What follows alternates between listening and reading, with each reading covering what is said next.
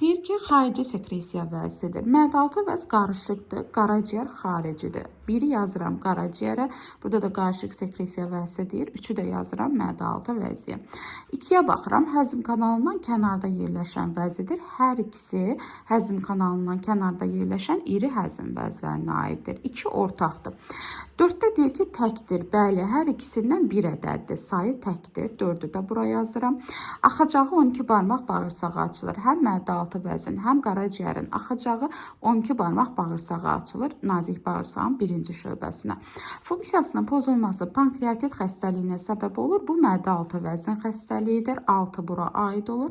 Qaraciyərin funksiyasının pozulması isə sirroz xəstəliyi ilə səbəb olur. 7 qaraciyərə aid olacaq. Qarın boşluğunda yerləşmə isə hər ikisinə aiddir. Hər ikisi qarın boşluğunda yerləşən vəzilərdir. X-də olacaq 3, 6. Budur. Y-də olacaq 2, 4, 5, 8. Z-də isə 1, 7. A variantı.